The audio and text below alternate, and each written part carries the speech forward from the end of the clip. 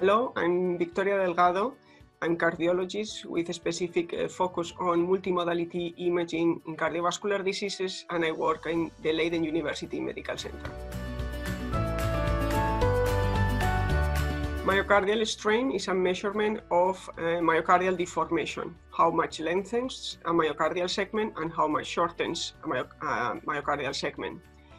A segment that shortens well is a segment that has a good contractility. Therefore, myocardial strain is a sort of surrogate of myocardial contractility. And global longitudinal strain is the measurement of the shortening of the left ventricle, and therefore as well a surrogate of the contractility of the left ventricle. Myocardial strain can be measured with various imaging modalities. Initially, the reference standard was magnetic resonance with tagging, but it's time-consuming and not widely available. And echocardiographic techniques have taken the lead in measuring strain since they are widely available, can be performed at the bedside of the patient, and we can either use tissue Doppler imaging or speckle tracking echocardiography to measure it. Recently, other techniques that more or less are similar to speckle tracking echocardiography and detect the deformation of the endocardial border, such feature tracking, can be applied to data obtained with CMR or computed tomography, and it can be measured global longitudinal strain in the three-dimensional dataset.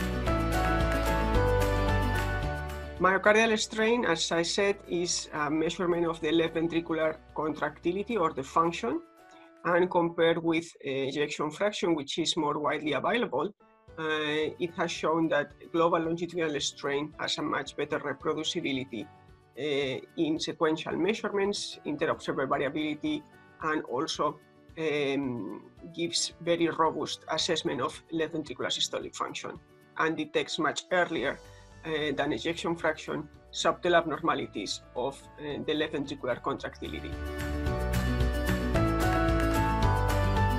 So I can measure myocardial strain with CT with the new developments that allow me to track the endocardial border throughout the entire cardiac cycle. And computed tomography is being increasingly used right now for patients with valvular heart disease who are candidates for transcatheter therapies.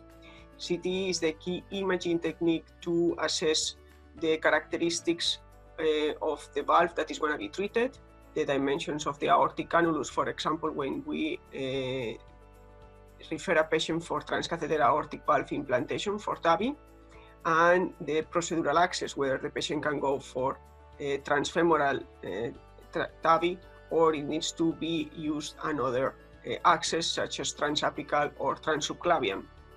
And these are the key information that the interventional is going to use.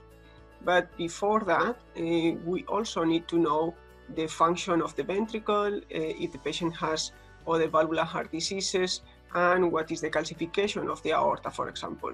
So CT gives a quite holistic information because it's not only giving us the anatomical data, but now with, for example, feature tracking computed tomography, we can also have the functional data and assess myocardial strain.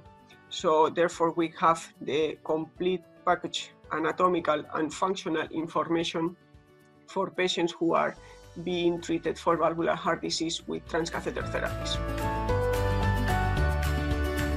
So to measure a myocardial strain from CT data, we need to acquire first the CT data throughout the entire cardiac cycle. That means that we need to do EKG-gated acquisition, and we need to reconstruct the different phases of the entire cardiac cycle that usually is 5 to 10% of the RR interval. Then we upload these different phases into the MediSuite, and there we can reconstruct the 2, 3, and 4 chamber view of the left ventricle. Then we trace the endocardial border at each of these views at end systole and end diastole, and the software automatically traces the endocardial border throughout the entire cardiac cycle.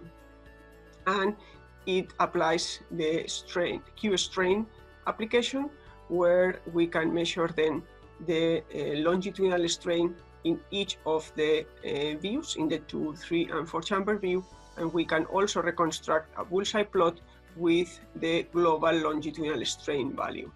It gives you the entire information, not only global longitudinal strain, but ejection fraction, and you can see sometimes that if a patient has a normal left ventricular ejection fraction, sometimes the global longitudinal strain can be reduced, which tells you that that patient is already having some damage of the left ventricle.